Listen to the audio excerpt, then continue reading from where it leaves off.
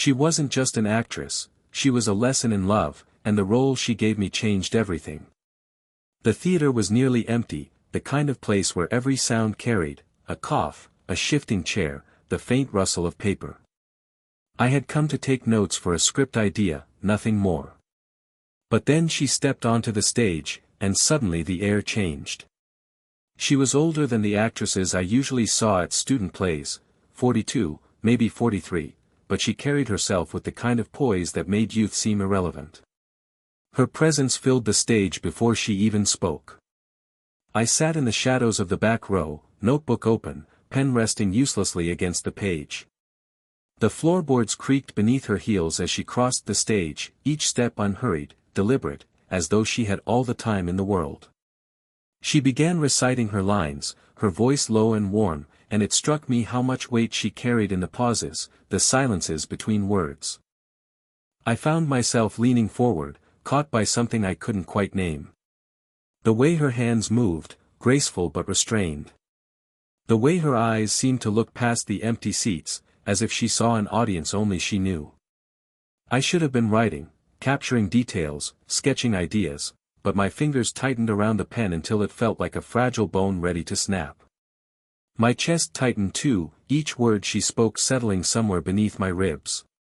And then, mid-line, she turned her head ever so slightly, and her gaze swept across the empty seats. For an instant, it caught mine. The effect was startling. My stomach lurched as if I'd been caught doing something I shouldn't. I dropped my eyes to the notebook, pretending to write, though my pen left nothing but a jagged line across the page. My heartbeat thudded in my ears, drowning out the last of her monologue. It was absurd, really. She hadn't smiled, hadn't acknowledged me in any way. It was only a glance. But there was something in it, an awareness, a presence, that unsettled me more than if she'd spoken my name aloud. When she finished, the silence hung heavy, broken only by the faint hum of a loose light bulb above the stage. She lowered her script, exhaling softly, as though she had poured herself into every syllable. And me? I sat frozen, notebook still open on my lap, realizing I hadn't written a single word. All I could think was, she's not just acting. She's living something I'll never forget. After rehearsal ended, the theater slowly emptied. A few stagehands shuffled out, their footsteps echoing across the wooden boards. I lingered, pretending to scribble notes, though the truth was I didn't want to leave just yet. She remained on stage for a moment longer, gathering her things with a kind of calm unhurriedness, as though she belonged to the space more than anyone else. Finally, she descended the steps and slipped into the backstage corridor. My eyes followed her without meaning to, tracing the movement of her scarf as it brushed against her shoulder. I thought that was the end of it. But minutes later, she appeared again, walking straight toward the row where I sat. I stiffened, unsure whether to pack up or greet her. Instead, she stopped near me, sliding into the seat just one away. The closeness startled me. She set her script on her lap and began removing her stage jewelry, earrings first, then a silver ring that clicked softly against the wooden armrest. Her movements were deliberate, graceful, the kind of gestures one notices when silence stretches too long. "You write a lot," she said suddenly, not looking at me but at the pages of my notebook. Her voice had dropped from performance pitch to something quieter, warmer. I hesitated. Trying to, I admitted, the words clumsy in my throat. "What is it you're writing?" she asked. I could have lied, said it was coursework or sketches. But under her gaze, direct now, searching, I found myself blurting the truth. People. I try to capture people. The way they move. The way they speak. People like you. Her lips curved, not quite a smile but something softer, as though she'd heard that answer before. She tilted her head, removing a necklace and setting it gently on the seat between us. "Every role I play," she said, "is just a version of myself. If you write me, you'll be writing the same woman 100 different ways." Something about that admission disarmed me. The actress I had watched on stage only minutes before, the woman who seemed untouchable, was sitting beside me now, speaking as though we were equals. The backstage light flickered faintly overhead, humming with a tired buzz. I noticed the faint trace of sandalwood from her perfume, the whisper of silk as her scarf slipped from her shoulders. Our arms nearly brushed as we sat there, close but careful. And for the first time, I wondered if she was letting me see the woman behind the role, or if this, too, was part of her performance. The next evening, I returned to the theater, telling myself it was for research. But the truth was simpler, I wanted to see her again. She noticed me almost immediately, a faint glimmer of recognition in her eyes. During a break, she motioned for me to come closer. I obeyed, awkwardly stepping onto the stage where she stood beneath the halo of a single spotlight. The boards creaked beneath my shoes, loud enough to betray my nerves. "You write about people," she said, her voice calm, measured. "Then you should learn to see them properly. Watch me." She lifted her chin, turning her head slightly as though considering someone just beyond sight. "Notice this tilt?" she asked. "It says doubt without a word spoken." She lowered her gaze, pausing just long enough for silence to grow heavy. "And this, the pause before a confession." Her movements were subtle, almost imperceptible, but when she looked back at me, I understood. I felt something stir in my chest, an awareness I hadn't noticed before. "Now, mirror me," she said. I tried, clumsy at first, awkwardly imitating the tilt of her head, the quiet stillness of her pause. She stepped closer, studying me with a sharp, almost surgical eye. "Not like that," she murmured. Then, before I could retreat, her hands touched my shoulders. It was the lightest of touches, but it sent a jolt through me. Her fingers pressed gently, guiding my posture, aligning me like clay being shaped. "Relax here," she whispered, sliding one hand along my arm until it rested near my elbow. "Tension kills honesty." I swallowed hard, my body stiffening against the softness of her correction. She noticed, of course, she seemed to notice everything. Her expression remained patient, but her closeness carried something electric, a current just beneath the surface of her calm. "You're too self-conscious," she said, her breath warm against the space between us. "Stop thinking about me. Think about the truth you're trying to show." But that was impossible. Every detail of her, the sandalwood perfume lingering faintly on her skin, the heat of her hand on my arm, the way her eyes refused to let mine slip away, was the only truth I could think of. I tried again, this time holding her gaze longer, letting silence speak for me.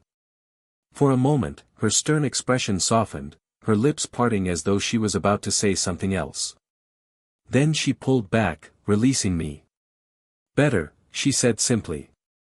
"But you're still hiding something." I didn't ask what. I already knew. By the third evening, I had grown used to the rhythm of her lessons: watch, mirror, repeat. But that night, she changed the rules. "No more copying," she said, standing at center stage. The house lights were dim, leaving us in the soft cone of the spotlight. "Tonight, you improvise." I froze. Improvise what? Her lips curved in that half-smile I was beginning to recognize, equal parts challenge and invitation. "Confession," she said simply. My throat tightened.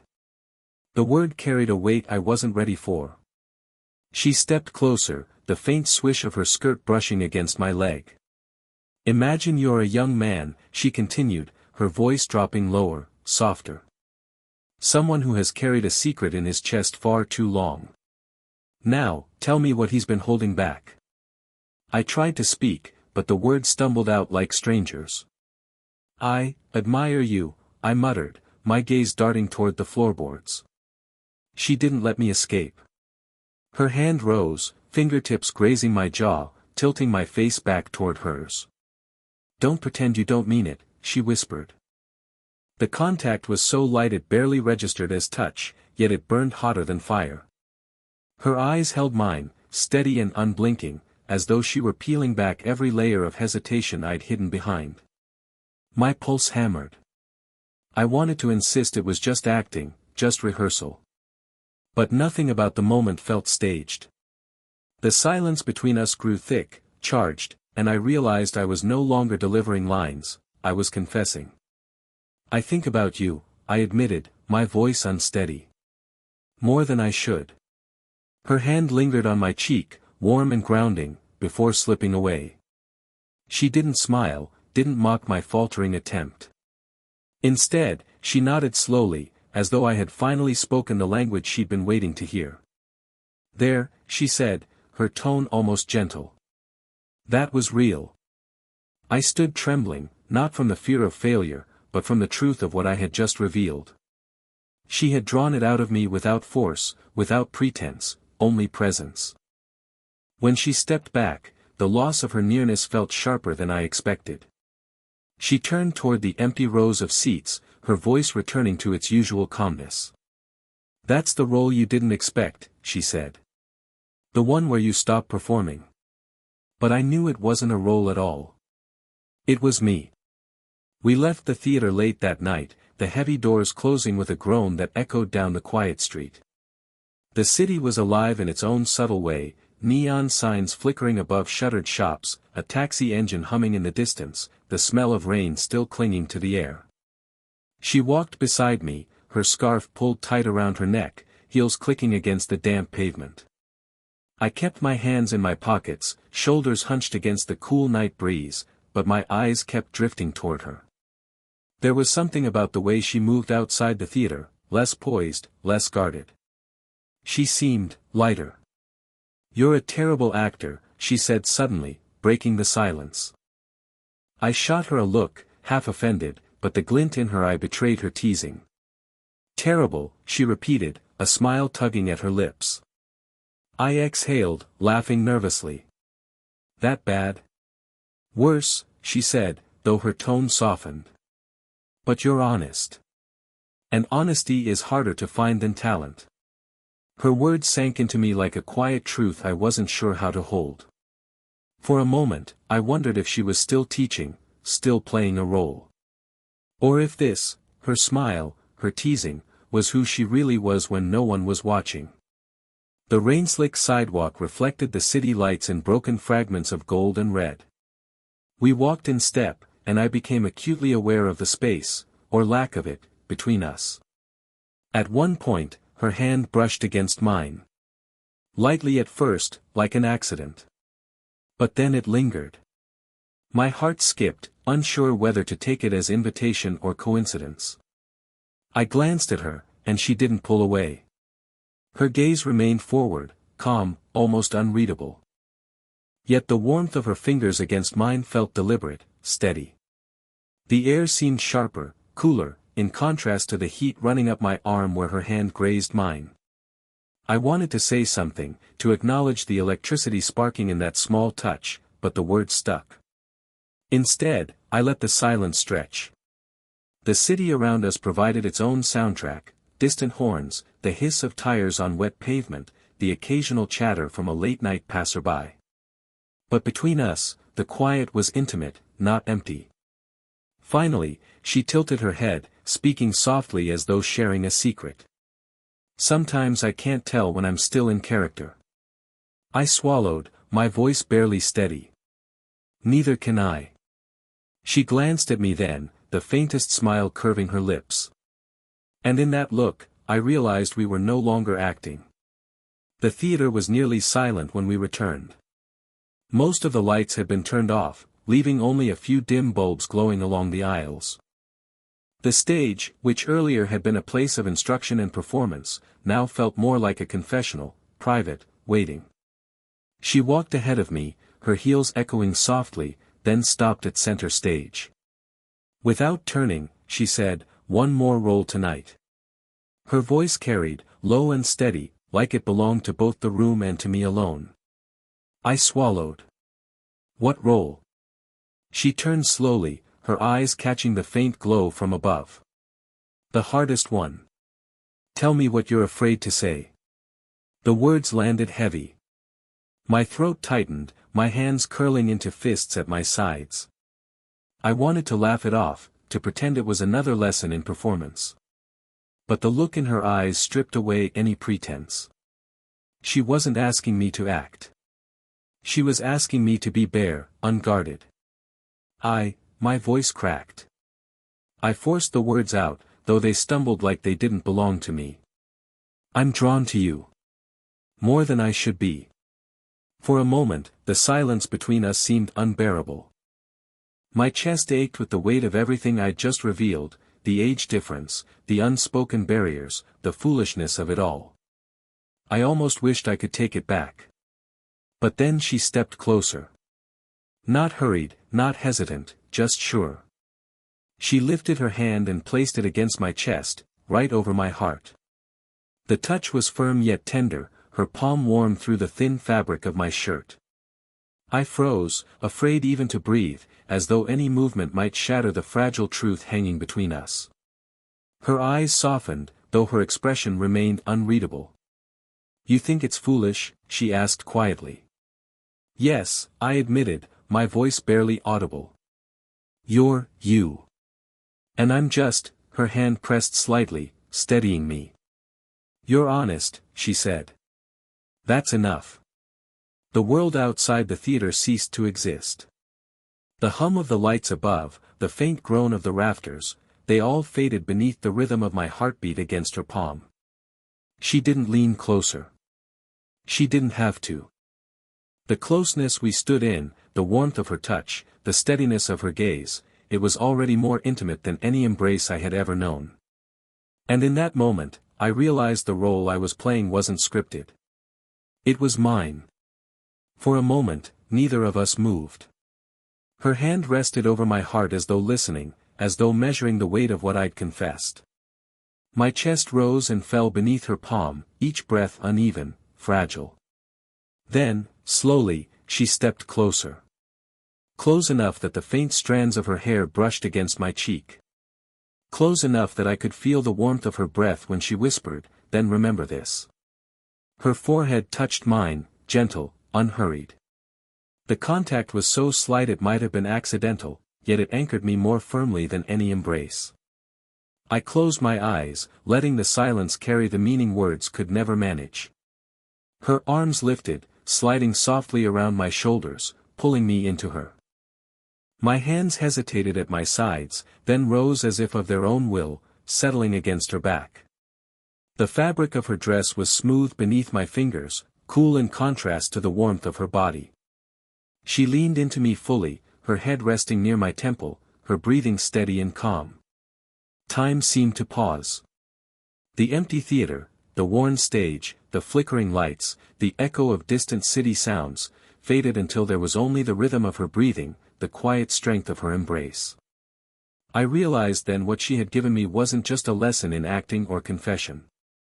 She had shown me how to feel without hiding, how to stand inside the truth without shame.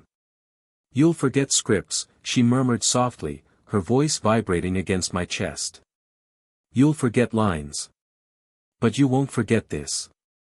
Her words sank into me like a promise. I wanted to answer, to tell her she was right, but my voice wouldn't come. Instead, I tightened my arms just slightly, holding her closer, letting the silence speak for me. When she finally pulled back, it wasn't abrupt. It was slow, tender, her hands trailing lightly down my arms until they slipped away. She looked at me then, her eyes softer than I had ever seen them, as though the roles, the masks, the performances had fallen away. This wasn't acting, she said. I nodded, unable to do more than whisper, I know. The stage lights dimmed further, leaving us in near darkness, as if the world itself wanted to close around the moment, to preserve it. And standing there, heart still racing, I knew she was right. It wasn't a role. It was a memory I would carry for the rest of my life. The role I would never forget.